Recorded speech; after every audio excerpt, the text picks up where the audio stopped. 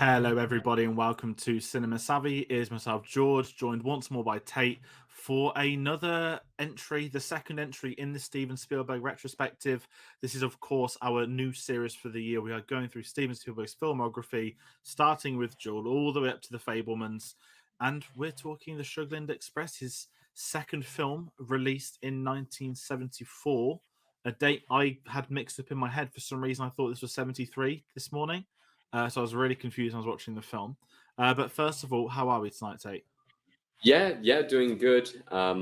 Yeah, looking forward to watching through a lot of Steven Spielberg movies over the next few weeks and months. Glad that I can finally get onto this series, and yeah, we'll be chugging through them as fast as I can. Definitely. And obviously, for those at home who might be wondering, obviously, Duel was pre recorded. This is pre recorded. I'm just going to add in the Oscars have not took place yet at the time of recording tonight's video. So if he has won, if he hasn't won, if any, I mean, West Side Story is probably going to win a few, but I could be proven wrong. So this is being recorded in advance, like a lot of the other episodes will be. If there are any live, obviously we'll keep you up to date with those developments. But I just wanted to get the prelude out of the way in case you are wondering. But by the time the next episode comes, we will obviously know any outcomes of the Oscars if we need to bring them up. But before we get into it, Tate, I want to put you on the spot. No, I'm not going to put you on the spot. Do you want to do the socials? And then I'll do to you what we had to do to Tom on Duel. Yeah, sure. So we're obviously reviewing the Sugarland Express today, Steven Spielberg's second film. So please, like, if you've seen the Sugarland Express, it's not one that usually comes up in conversation. Honestly, I hadn't heard about it until we kind of started the series. But please, if you have seen it, make sure to like, comment, share, and of course, subscribe down below to keep track of all of the Steven Spielberg content coming over the rest of the year and stuff like that. Because we really do want to hear your opinion on all of the films across this entire series.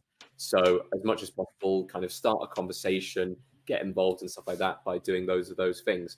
You can also keep track of when the next kind of Spielberg videos or when the next videos in general are going to be coming out. We've got loads coming up anyway outside of the Spielberg realm. You need to follow us on all of our social medias for that information. That is cinema_savvy on Twitter. That is Cinema Savvy on Facebook, and that is letterboxd.com/Cinema Savvy. Also, if you get the chance to, go into the TeePublic link in the description. Definitely. So everybody, please do that. As I said, there's a lot of videos coming on the way. We are looking forward to it, and we'll talk about next week's video. It's going to get brought up at some point tonight, but obviously the next one is his first mega, arguably his biggest film. That's a conversation that will get brought up a lot. But before we get into that, Tate, I asked Tom on Duel. It might be a tough question. It might not be. Do you have any recollection of perhaps the first Spielberg film you saw, or at least maybe like moments or something you're aware of? So I went with War of the Worlds for mine. I remember seeing it at a birthday party when would have been my 9th birthday when that came out. And I hadn't seen other things. I've seen like clips off like TV and stuff, but never at a film. Do you have anything like that for yourself, or? Yeah, so from I want to say quite an early age. I can't remember when exactly this was, but back in the UK, we have or had a channel. I don't even know if it still exists, called ITV4, that always used to show films on like just a random afternoon, whether it's a Saturday or Sunday afternoon and stuff like that. And they would usually throw on a bunch of old Spielberg films. I remember watching Duel for the first time on there. I think the first film I actually watched just in general was probably Raiders of the Lost Ark, but also at the same time, I do have memories of watching AI, artificial intelligence. I have no idea when I watched those two and in what order, which one was my first one, possibly out of those three. But I do have good, fond memories of watching Indiana Jones growing up. I then got introduced to Jurassic Park a little bit later on. But that was really my kind of first experience with Spielberg, with the Indiana Jones films and possibly AI and possibly with Duel. But I do remember just kind of sitting down and just having loads of fun watching these films without really knowing too much about the kind of director and kind of about his expansive work and stuff like that. So I'm so glad that I'm able to kind of go back through these and kind of have a massive nostalgia trip through a lot of the films that I have seen, and also get introduced to films like the Sugarland Express today, which I hadn't seen before. Yeah, and that's a really good follow up. Now we're going to get talking about the film. I also want to mention people at home. Tate is still in Austria, so he will be present throughout the series. But when he's back, obviously you're kind of getting different environments for each time. I know this will be the Oscars backdrop. Obviously, we're recording this before the Oscars, and Yeah. hopefully in the future it's been a good night. I hope that it's been a good award ceremony. So I will say, with What every single video I've recorded in Austria so far, I've actually changed where I've been taking place with it. So it has changed every single time. I don't even know if people have noticed. Well, if they have, do comment that as well. Getting into this film, we'll begin with the official. We're going to call it now the official IMDb synopsis. No matter how good or bad they are, they're going to be read out for every single Spielberg entry. And for this one, we have a little bit longer than Duel, which was a nice, easy one-liner. We have a woman attempts to reunite her family by helping her husband escape prison and together kidnapping their son. But things don't go as planned when they are forced to take a police hostage on the road. Now, you mentioned it's the first time you've seen this film. It is the exact same for me today. I mean, you kind of alluded to it as well.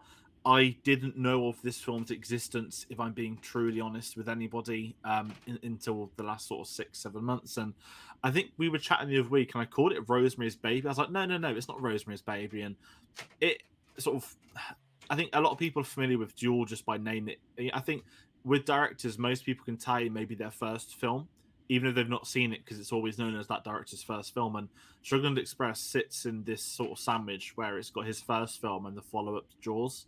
So no one really talks about this, and not being horribly, Yeah. it's not my opinion of the film, but watching it today, I didn't know anything about it. I didn't know it was based off real life. I literally went in completely cold. I knew the poster from doing the editing for the thumbnails. But my experience with it didn't Jaws, not Jaws, sorry. Seeing Jaws was the first time I saw that earlier this week at the time of recording. I absolutely loved Duel. I thought that's unremarkably, I don't want to say one of his best films because we'll be saying that every bloody week at this rate. But that was surprising how great that was for his first film. Sugarland Express, I'm going to be honest, I didn't enjoy as much. I've liked it a little bit more since I finished watching it, and by the time he gets ending, it does come together. But I think, for what was his first theatrically released film, I thought it was okay. I don't think it's particularly groundbreaking or anything like that, but I do think there's a bit of heart to it when you really delve into it. I don't know what your thoughts were immediately as well. I quite like this film. It actually surprised me because I didn't really know what it was going to be getting into it, and it did start a little bit slowly. But once it you actually get into the film and stuff like that, you get to see all of these kind of Spielberg trademarks, which he kind of refines in later films and stuff like that. And best way of advertising this film is, I said it the other day. It's a bit like a mixture between the Blues Brothers car chase, the one that goes on for very, very long with all the police cars kind of going behind, and Thelma and Louise. That's kind of how the mismatch of films together kind of plays into it, and it's really fun in that sense. It's kind of like a road trip film, but it's also a police chase film. It's also a crime drama, but it's got comedic moments. It's very, very interesting, and yeah, it surprised me when I first watched it. It really did. No, and you mentioned it being crime thing. I just want to bring up as well. This is, to my knowledge, the only. I mean, crime's a loose term. A crime drama. This is the only Spielberg film he's done of that, which has very much surprised me. And you go over his filmography, and yes, there's war films, there's dramas set in wars, and all that kind of stuff. But did you not consider West Side Story to be a crime musical? It's more just a musical, and that's also his only musical as well. And he's come out this week and says he won't do another one and done, which is a shame because I thought West Side Story was unbelievable. I actually bought the 4K this week, so that's how dated we are. 2 for £30 HMV. That's only about 3 weeks. It must have been an error to put it on the system that quickly. But anyway, less of that. No, as far as the crime goes, so we've got these different sections that we're going to speak about on each week. And so this is episode 2.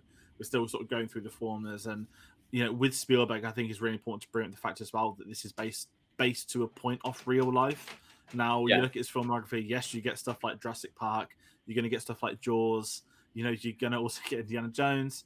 But so many of his films are historic real life events, and I think he's sort of entered this perfect craft where Spielberg can sort of do one or the other effortlessly. He can jump in and do a real life crime story like this, and it was really interesting to read up on a bit of the real life stuff. So we're going to sort of merge the production stuff with the direction, but there are a couple of things changed which I'm not too fussed about. And it begins with her breaking her partner out of prison. to go on the quest to get their baby back, which I'm absolutely fine with. The real life story is almost similar. It's just that he was freed from prison, I think, a few weeks or like a month before it began. Pretty much everything else runs the same. What I kind of wanted to sort of ask with you, how did you, before even talking about this, the characters of the story, really, with the direction of it, I thought the direction was fine. I think because Duel felt like such an event, and I'm going to keep bringing up Duel because that's really blown my expectations for what I thought that film would be. And I'm going to have to bring up Michael Bay to some people to discuss that. This week I saw Ambulance, which is one of the greatest action things I've ever seen in my life. Chaotic is probably the best. Maybe I think saying it's the most chaotic film I've ever seen is probably a politer term. That is a film where, like Duel, it's a 2-hour car chase. And like this film, there is a cop in a car chase that is taken hostage. So I've really unofficially had this sort of crime week watching films at home.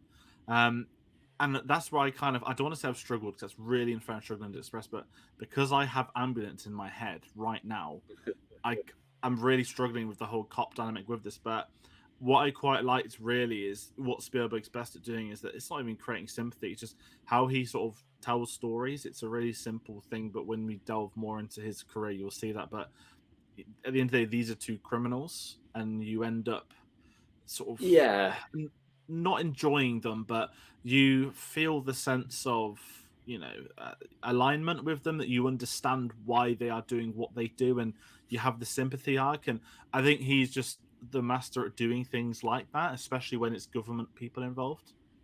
Yeah, it's a film about bad people with good intentions with bad execution.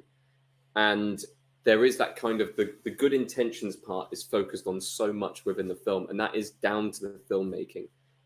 The acting, I wouldn't say, is kind of the best from all of his films and stuff like that.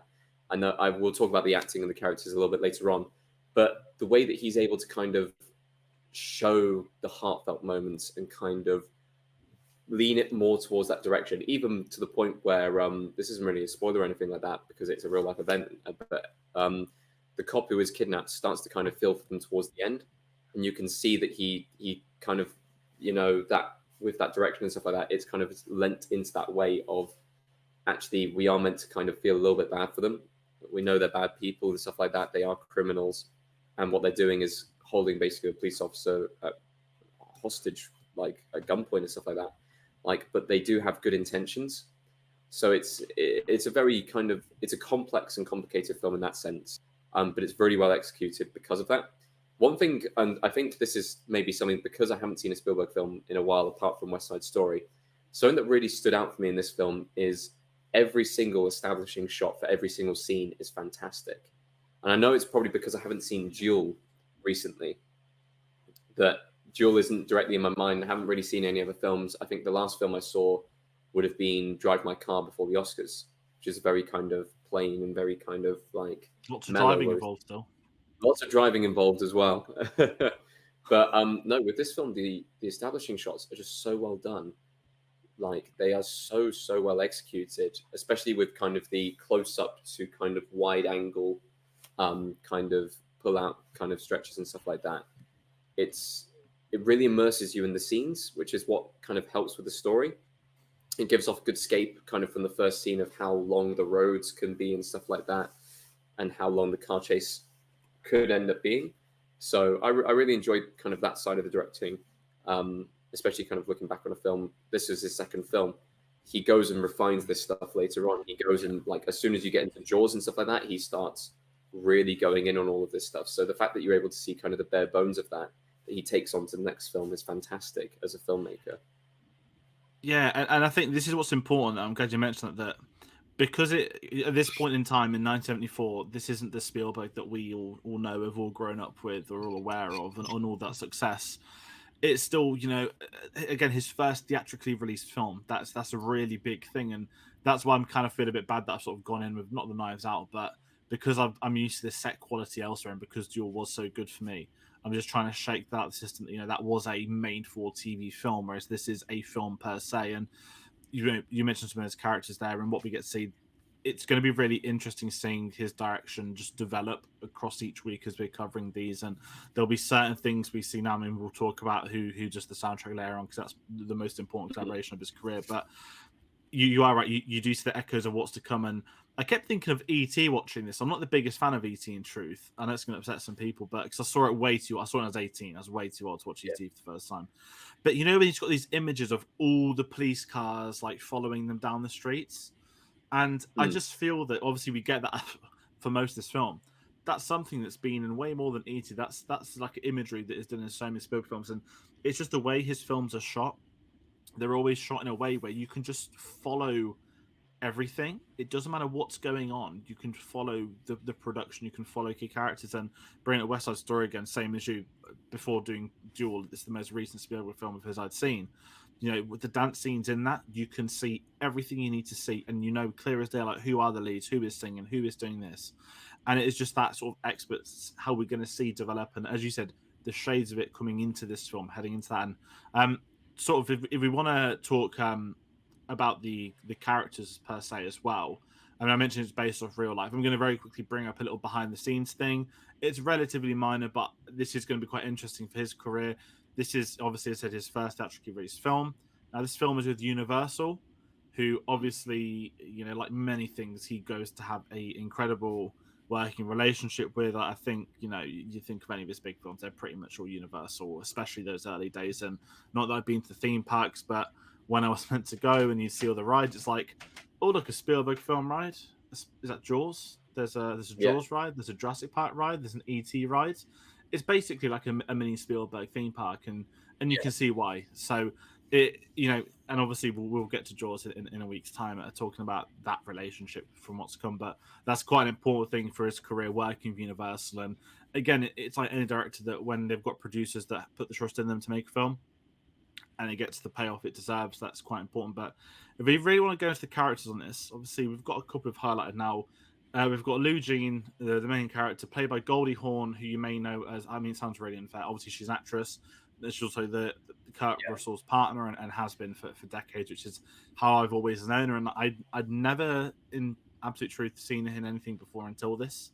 Wasn't what I expected. No, I hadn't seen her anything, and I felt really bad. Like, I think she had Oscar nominations, everything, but I've not even seen his Christmas films recently, which she was in as well. I think he played that Santa Claus, didn't he? But what did you think of Lou Jean? Because she's like that innocent. I mean, she's not innocent, obviously, but there's that innocence about her and her actions, and I thought she was quite compelling to watch, especially as it sort of develops, and she just at the end of the day just wants to see her kid. Yeah, manic and a completely manic character can go from very, very kind of high, very happy moments to incredibly kind of outburst, kind of like rage moments and stuff like that. She's a bit like, I can't remember the character name. This is horrible now.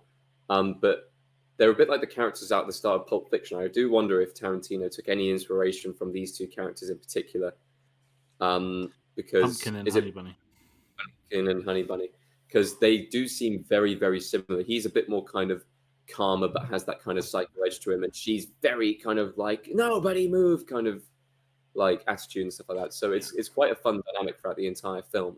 And you can see from the very, very start, she is quite a manic character, but she definitely kind of takes the leading role from the two of them and stuff like that. And yeah, it's fascinating. I didn't think that anyone's performances were particularly like outstandingly good. Like I didn't think that anyone like outshone anyone else. I didn't think like, wow, that's like an Oscar-worthy performance or anything like that.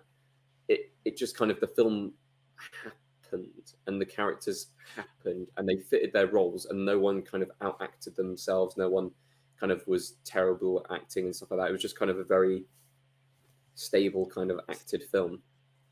Yeah, and I'm glad you sort of brought it, because I'm the same. That I don't really have issues with the performances, but I also don't have like sort of glowing things. I think with not even the subject matter, but the material, but a lot of the film is actually focused on following the police, which I quite enjoyed actually. Like one of the characters I really enjoyed in this is the Captain Tanner in it, who I just quite like following these people. Again, because I've seen Ambulance this week.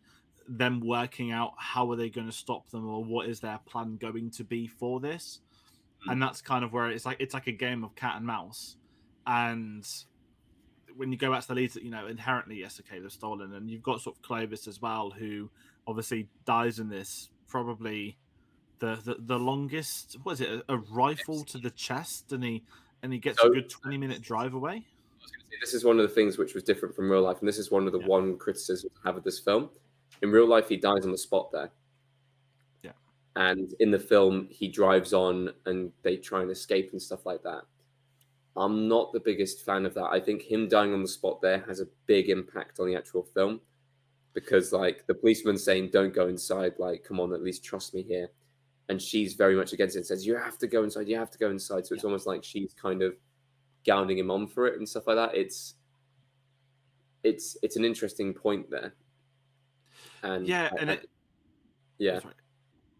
doesn't serve much, because you get the moment, and it's not like he drove them out and into Mexico and they got a new clean start, is it?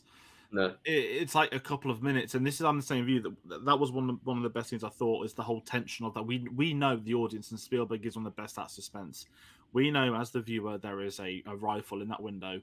We know that the cop probably knows procedures, knows that something like that would happen. Yeah, she's telling him to go and do it. She thinks it's all right. They obviously wouldn't know the scenario. And that was fascinating viewing, as for the first time seeing this scene play out. Is he going to get out? Is she going to get out? She sticks her head out the car. And there's technically two guns for one each. And even when to the point he gets shot, he like dramatically falls to his death, and then the car's just driven off. I was like, hey, I was like, did the cop start driving? Like, it was so quick. I was like, whoa, like he's, yeah, I did as well. And it's that whole, and it is very common. I wouldn't say it's Stockholm syndrome, but it's like the morality of yes, he's been kidnapped by them, but he understands their process and why they're doing what they're doing. And that would have made more sense. But I'm with you on this, I think. And I'd also attribute this being Spielberg being a bit younger, is that, it's such a big thing to change for the story. Now, obviously, in a few of his later films, obviously, you got the famous Saving Private Ryan, which I think the real life family, they actually had to decrease the amount of dead brothers because they didn't think people would believe it, which is the first time in my life I'd ever heard that, which is fair. Yeah. And I think, with this being his second film per se, it is that young director wanting to do something different. And it's not like this arrogant thing like Tarantino can do with Once Upon a Time in Hollywood, which is amazing, where you can change history. This was like extending it for 10 minutes. And I'm the kind of same guy. I didn't enjoy that. But if I'm going to be honest, I never really enjoyed the character of Clovis anyway. Like, I didn't mind Lou Jean. I thought it's the whole maternal instincts, isn't it, with the mother versus the father. And that's how I felt. I just didn't really care for him. And you kind of fairly assume that he'd probably die. I mean, if you know the real life stuff, obviously just comment that if you knew it before heading into it. But I just assumed that he would get killed by the cop at the end, or in a shootout, leaving her to be the sort of the lone survivor, which is very much a real life thing. I did think they would just sacrifice the cop and go full Bonnie and Clyde, like just shoot up the car and stuff like that, like the Hillbillies tried to earlier on in the film. But it was really kind of interesting, because Clovis is a character, not a bad actor or anything like that. You just can't get on board with his character. I don't know what it is about him. I don't know if it is there's something slightly off about him, crazy and stuff like that. Obviously, Goldie Hawn's character, like we never see her doing time, whereas we see his character breaking out and doing time, so we assume that it's worse, because we assume they probably got in at the same time and stuff like that. It's a really unusual kind of thing about the character, but there is something very off about him, and I can't quite point it out. Maybe it's because he is the quieter of the two. He's a bit more calculating, and also at the same time, he seems always very panicked, whereas she seems very assured of herself. And because of that, you just never know what his character's going to do. I don't know. It's a really interesting one, because it just, something doesn't sit right. I'm agreeing with you there. I don't know what I can put it on the character for. Yeah, and I think it is that. Maybe is it because he starts off in prison? That's sort of one of my critiques of it. It's so quick, the transition of, and you never feel like he's in prison as well. That's my other sort of standing with it. And again, it is, the world is different, sort of 50 plus years ago now. Well, it's not, sorry, just under 50 years. One character I did want to speak about, which I enjoyed, who's Maxwell, who's the policeman they take hostage. Again, like many films can do this, and I think Spielberg's no different to that. Begins as, he's a hostage, gun to head scenario, reaches the level of trust where yes, he's still their hostage, but they kind of become like a trio, don't they? And he starts to believe in her, and yes, it's very traditional. And I know that the real life policeman that's took hostage has a cameo in the film. Couldn't tell you which character it was, but He was one of the patrol officers, because I read up on this as well, and he also was a consultant on the film. And this was something I wanted to mention. Normally, when you have films made about events, it's events that have taken place a while ago. This only took place like 4 years ago. It was like set in 1969, so it's like really, really short time span to have the news story and to have like the trial and then to have the film literally come out like at the same time. It's crazy to have that kind of scheduling and stuff like that. I know that Spielberg gets crazier with his scheduling later on in his career, but like from an event taking place to kind of like something actually kind of coming out and having a film made about it is a bit like bonkers. I think for the 70s as well, like modern day, I mean, not to even get into COVID, but it's like, oh, look, a pandemic, like, directors signing off on, I'm going to do this film. I think the one, obviously, of everything happening in Ukraine at the moment, there's that, the fighter jet, there's a Ukrainian pilot who they call him the Ghost of Kiev. And when that came out about his story, everyone's like, yeah, that's going to be a film in the next sort of 3 years. You can just sense I it. feel like the one possibly about the, is it Snake Island? The one with the people on there who basically, yeah, and I think sorry, just with how the world is now, access to cameras, digital equipment, all that kind of stuff. People are always trying to do that. We've had it in COVID, but he's had some big films do it. I think Zoe Kravitz was just in a film on Sky that was meant to be really good. Steven Soderbergh, when Alters are doing films based off that, to get something in the 70s, and obviously you don't have access to that. I don't know if the real life stuff was a nationwide in America. That's certainly not the kind of story that would have reached over the shores of England back then. But it's really interesting seeing how quickly this film would have been made in that standard, and the fact it's Spielberg's first film as well. Like that would have been a young director going to a studio. I really want to do this film about something that happened a few years ago. It's quite ballsy in truth, and the fact that he was advising on it, I think, does help. And that's why I feel that with that character, he feels the most fleshed out because you can tell firsthand. Not only is he doing it, but if he's advising, it's almost his point of view.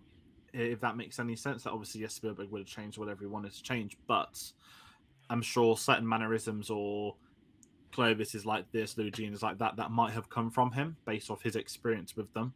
And I think it's quite a fascinating dynamic. And again, sort of with early stages of Spielberg's career, seeing what is to come down the line, it is not the first time he's going to do the real life stuff. And obviously, as he sort of develops his direction skills, which is probably one of the biggest understatements I've ever just said about someone improving his director, it's not too bad. And I feel a bit politer already after I started, but I don't even want to speak about any of the characters. If not, we can move on to what will be almost a weekly discussion point.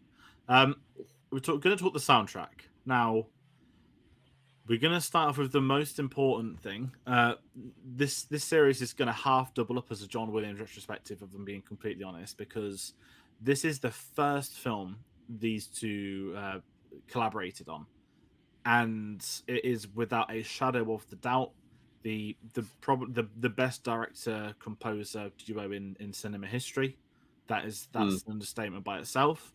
That I'm gonna even give a pre to John Williams. Even not talking about this film, his career, they speak of him being not just one of the best film composers ever, but a musician in history, which is always incredible to hear about, because I can see that argument and how in the decades and probably centuries, I do see his music still being around, as ridiculous as maybe in 200 years Fallout will be real and they'll be playing John Williams music on their Pit Boys, who knows. But the first film which they collaborate in, I didn't actually like the score that much, which is a really sad thing. Now I played the theme in the opening, as we're going to try and do for as many copyright free intros as we can across the series. But aside from that main theme, I never really felt the soundtrack got going. And I think it's fair to say that when we get to Jaws next week, that's going to be the first mega conversation about the duo. I thought it was an okay theme, a lot of like harmonica instruments, but I just want to add into the John Williams praise that I believe there are only 5 films that he has not scored for Spielberg. which is incredible. He's scoring the Fabelmans that comes out later this year. He's scoring Indiana Jones next year, which obviously isn't Spielberg. He's just turned 90 years old, and he is still doing scores. He's doing a theme for the Obi-Wan Kenobi series. The John Williams side of this collaboration is going to be incredible to explore over this series, because yeah, calling them a duo is unfair. Yeah. Oh, I'm now thinking kind of like, as soon as you said the statement of, are they the best kind of director and kind of composer duo, I had to think through, and I'm the only one that's standing out to me that could even kind of come close to it or match it is probably Sergio Leone and Ennio Morricone. That's Yeah, the only one that I can think of that comes anywhere close to kind of how tied in their kind of careers were. I think with these two, it's the longevity of. I know it sounds unfair because obviously spaghetti westerns is a genre, but it's the 50 years now, which is genres that, and obviously my favorites obviously Zimmer and Nolan, as I always say, but obviously that's two is not there yet. It's been 15 years ish, and Ludwig Göransson's doing his second Nolan film in a row, so there is that conversation. But just the way that they are like a duo, aren't they? That you kind of, Yeah. I think was it Bridge of Spies was like the first non-Williams score in like 30 years, and I remember that being such a mega news story, and it was like, whoa, like they're not doing a film together, and it's just their career. Bring up Leone Morricone is a fantastic one. They probably are, I'd say, second after. I'm going to take all my Nolan bias out of this, and obviously there are director pairings, but I just feel that the scores he's done as well. I mean, obviously it doesn't include Star Wars to a point, but you kind of, when you think of Spielberg and Lucas combined, you kind of chuck Star Wars in there still, because it's like it's not Spielberg, it's like his bit. That's a different conversation. I'd spend hours talking about that. No, as you were saying before, I completely agree with you. This score isn't the most memorable. It's okay. A lot of use of harmonica and stuff like that, and it did make me immediately think kind of Western kind of themes and Western vibe and stuff like that. But it's set in Texas, so that could really mean anything. But it doesn't impact any of the scenes. It doesn't kind of add to anything and stuff like that. I don't remember a particular piece of the score or anything like that, apart from the harmonica. Like it's just kind of it's there. But the fact that they were able to build off kind of this film and then grow a relationship that spanned over all of the years, with some of, if not the greatest scores of all time kind of thrown in there and stuff like that along the way, then I'm happy having this one kind of where they started. No, absolutely, and I think I'm glad you mentioned that, because the quality of the scores very rarely matches the quality of the films. And one sort of piece I've always said in my head is I don't think there has ever been a great or a classic film that has a terrible score.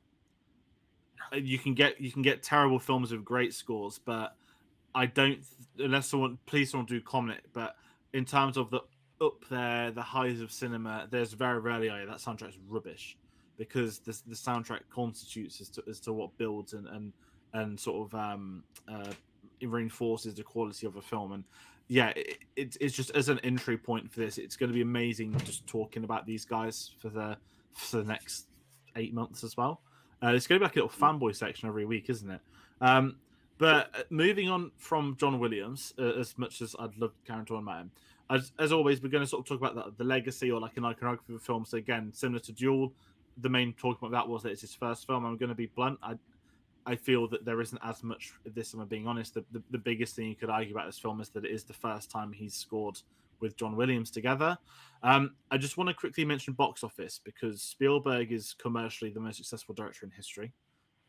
Whether you think he's the best or not is obviously an opinion, but factually for box office, Spielberg is the most successful director ever. $3 million budget, made 12 million. Good money for the 70s. I don't know marketing costs back then, but a quadruple solid for your opening cinematic debut. Obviously, we know what comes next, and I just I want to kind of ask you, Tayte, as well, a bit of a random one. So this, obviously, cinema exists still today.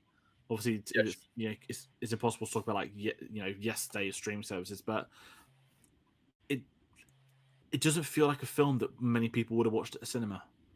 No. And is that because we're a modern audience? I guess that's maybe an answer within itself. But I just thought, again, the blockbuster wasn't created until Jaws, which we also get to speak about next week. But Yeah. there is that conversation about cinemas at the time where I don't think they probably paid as much attention to numbers as they do after.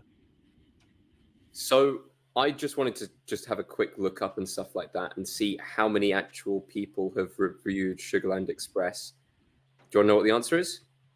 What, Rotten Two Tomatoes? people. Two people on YouTube have reviewed Sugarland Express. We're the third ever.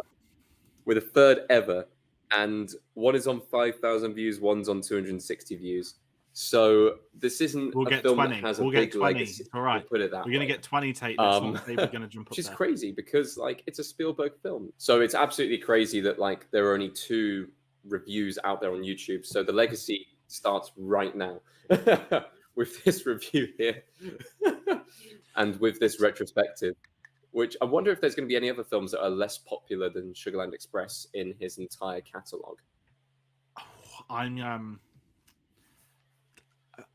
a bit different because obviously I'm younger. I feel that Always is a film. Mm-hmm. Is it arrogant to say there are films that I just didn't know existed that he directed?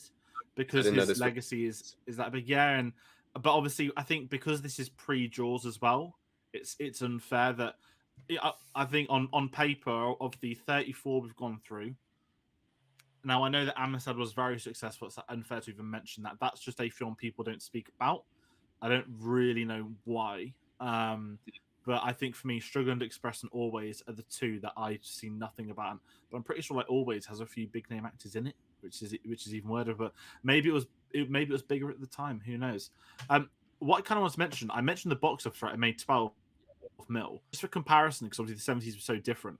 The highest grossing films of that year, it only has the numbers for America as well, which is crazy, but it didn't make the top 10 in America. I mean, 10th is Murder on the Orient Express. That got 19 million. Godfather Part 2 is only even 6th, which is crazy to think about. But 12 million, like it's not a low number at all, but it's also, it's not even cracking that top 10, but it's solid outings for a directorial debut. And obviously the Jaws box office, we get to finally put this section to its name and go through like iconography and sort of the legacy of certain films. But you kind of mentioned, not many people speak about this film.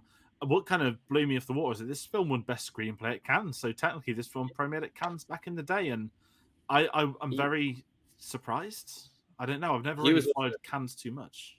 Yeah, he was also put up for Palme d'Or for Cannes as well. So it's like Palme d'Or nominee after this film as well, which is crazy to think kind of that now when kind of looking back on this stuff like that. But it's so strange that a film like this doesn't have any legacy at all. Yeah. It's not talked about. I don't hear anyone discussing it going, oh, have you seen that Sugarland film or that film or stuff like that? I don't know how big the news story was in America. I haven't been able to find like a full Wikipedia page on the article, just kind of the stuff about the film, about the article and stuff like that. But it's very interesting seeing as it's like you said earlier, it's in that weird sandwich slot between Duel and Jaws. So it's in a weird limbo as far as the film's concerned. And I'm sure that Always is also the same because that's sandwiched between a good couple of films as well. So I don't know. I mean, you'll always get films in a career when you make this many films that kind of get pushed out and kind of forgotten and stuff like that. But I think that's a shame because I quite enjoyed this film. And I think people should, if they're going to kind of do this series with us and stuff like that, they should watch this film. They should kind of go out and try and seek a copy. And yeah, I quite enjoyed it overall. So yeah, and I want to kind of mention that we're going to always talk about some of our favorite scenes. I mean, I spoke about the sort of just before the ending with the tension in the house. One scene I don't want to say I loved it. The most random scene of the film is, as you said earlier, the hillbillies trying to shoot them in the park. I was like, what's going on here? I was like, it's almost like I'd phased. I was like, hold on, these aren't cops. And it was a really random segment, but I quite liked that, and I'd imagine that's something that would have been real for that to have been in this film. Yeah, so that's just a bunch of people listening to police scanners. I know that a lot of people in America do that, and they're just like, we're just going to shoot them up, and obviously they've gun ho and stuff like that. So that must have been how it went. For me, I'd quite like a very personal scene with them watching the Roadrunner Wile E. Coyote kind of scene in the RV. I thought that was quite nice. I thought that was a well kind of Yeah. acted scene, and that was quite a fun scene as well. Um, but there were loads of kind of quiet moments and loads of small moments which I quite enjoy and stuff like that during the film. Like, yeah, those are kind of the notable scenes. Possibly my favorite one, though, has to be the petrol scene. The first petrol scene where they're kind of sat there going into the petrol station. They have to be fueled up because they've run out of fuel. They're still holding the guy hostage. And you've got that tension of them kind of like the fuel attendant just kind of looking across, seeing all the police cars parked up and him just filling them up. And then suddenly all the police cars need to fuel up behind, and the news crew comes in and interviews him and stuff like that. I think that's so crazy and chaotic. I really like that scene. And I really want to quickly mention another scene I loved is the old couple on the highway. I don't know why it's funny because it annoys me when I'm driving, but when you get like really old people driving really slow, I love that kind of dynamic. But It's the what fact kind that of that makes was what caused them to be exactly caught in the first place. It's and that's what I love. Like so many real life historical things. I don't know whether this started with that or not, but the amount of like real life stories where people have been caught by the most obscene route necessary, and this is just an old couple getting pulled over for driving too slow. But it's that shot later on in the film when they're standing there alone on the highway and they're just back to back arguing with each other, and that's the kind of Spielberg thing that he's very good at. He can inject that comedy out of a situation that shouldn't really be funny. But I just think those two got a good laugh out of me for whatever that's worth. But that's going to kind of round out the sort of noticeable scenes. I mean, Duel last week was easy. I said the entire film, so it's a car chase. But obviously, this will be a section that when you get into your mega films, it's going to be bloody solid to pick or go through any other ones. But if we're going to head into our final thoughts, so I was slightly harsh on this. I still, this isn't going to be anywhere near the top of my obviously list and whatnot, which is unfair to even say this. But for a second film, first theatrically, I think it's okay. I think okay is the best term I can say for it. There's signs of what's to come. It's showing that he's not fully there yet, and very, very few directors ever at that early in their career. You've probably got to be really thinking of people like Tarantino for that ultimate kickstart, first and second film back to back and all that stuff. But with this one, it's a sign of what's to come. And obviously, we know what is to come in that regard. And I think it's okay. It's not the best, but there are certainly signs. And as we're approaching this from in 2022, and this came out in 1974, obviously we have to have the benefit of time. But it does make me think that sort of story, the dynamic, there are things that we enjoyed from it, and I think that's an important thing for me. So my final thoughts on this, it's okay. I don't really say that often. I don't think it's particularly bad. That'd be completely unfair on this film to call it bad. It's not a bad film at all. But at the same time, there are going to be other ones that I find cinematically more enjoying, or as a drama more enjoying. It just feels like those really early days of working out what approach is needed for a film like this. So for me, I found it very refreshing because it's a Spielberg film that I hadn't seen, which I did quite enjoy, and I had fun with it and stuff like that. So I'm leaning more towards the good side of things, and I think people should kind of watch it, obviously, with part of the series and stuff like that. But I really enjoyed it. I really did. I thought it was thoroughly entertaining. The acting may not all be there, the music may not all be there, but the story itself is quite engaging. The directing is very well done, and you can kind of see these kind of Spielberg isms and stuff like that, kind of what he refines later on and what he developed and kind of how he finds his edge in directing. So I'm really I enjoyed the film. I think people should go watch it. No, definitely, and that is going to wrap up the second review of the Spielberg Retrospective. Similar to last week, about 45 minutes, which is absolutely lovely. We want to hear from you. If you have seen this film, you haven't seen this film, please do comment your thoughts on the Sugarland Express.